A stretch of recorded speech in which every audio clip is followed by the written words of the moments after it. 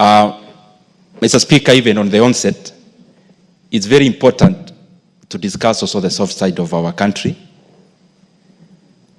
The country we call Kenya, in the definition of it, Honorable Speaker, is just boundaries. And I'm saying so because many times we confuse between several things. One, what is the country, the republic, the nation, the government, and the state. Honorable Speaker, what we call a country is just by the boundaries that define where Kenya lies.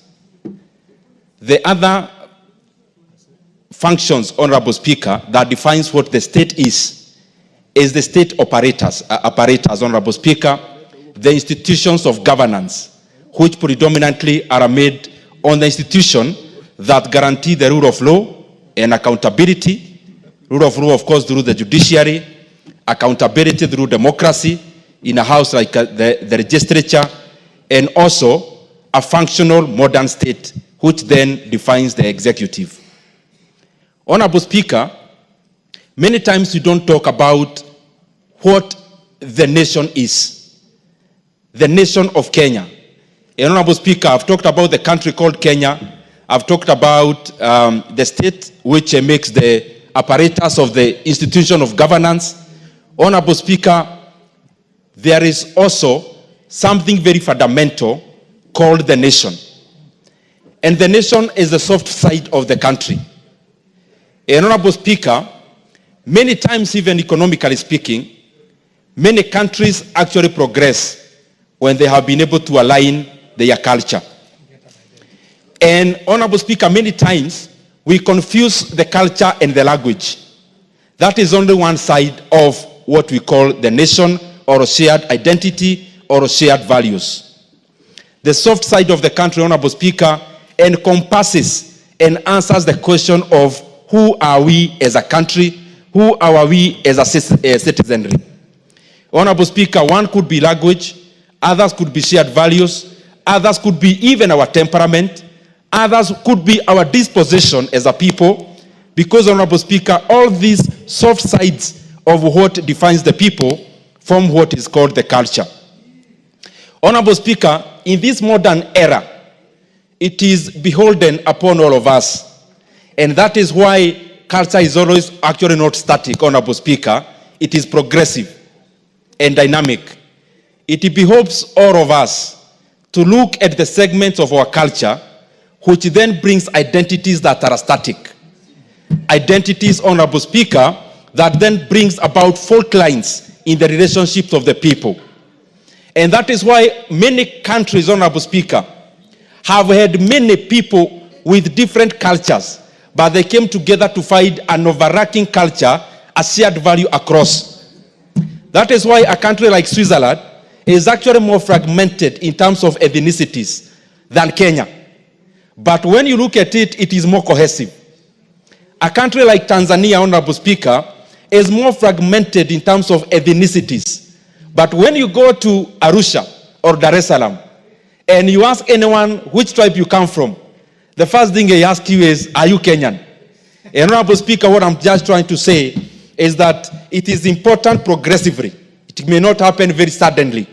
Progressively, that for a country to actually thrive economically, they have to pull in one direction. And for a people to pull in one direction, they have to be the same people. That homogeneity of the people, Honorable Speaker, comes about by coming up with a culture that overacts and a culture that is shared across all people. People could be speaking different languages. People could be different even in their appearance, Honorable Speaker, but it is important, even for a country to thrive, that we pull in one direction. And for us to pull in one direction, we first of all have to deal with the fault lines. We have to deal, Honorable Speaker, with things that divide us and find an overarching culture and shared values that bring us together as a people. And upon that, Honorable Speaker, the beauty is that we always have a chance. As a country, we have a chance. As a continent, we have a chance, Honorable Speaker, so that we can define ourselves, Honorable Speaker, through an overarching identity, and an identity that which is not static, but which is fluid. Honorable Speaker, most of the static identities are the ones that pull people apart. For example, when you are born in a different, speaking in a different language, Honorable Speaker, many times, therefore, in that particular ethnicity you come from, you may never be able to change it in your lifetime. But, Honorable Speaker, also, another static identity that we always have to live with, Honorable Speaker, many times it comes as religion. Honorable Speaker, there are also other fundamentally static identities. But the current era, the modern age of nation building, Honorable Speaker, departs from those static identities and chaperones and comes up, Honorable Speaker, with a fluid identity where people can cross over. In the identities that are static, you can't cross over. But in a fluid identity that brings people together, it becomes a big bus where anyone can get in, Honorable Speaker, and it becomes an identity where anyone can cross over, Honorable Speaker, and feel they belong.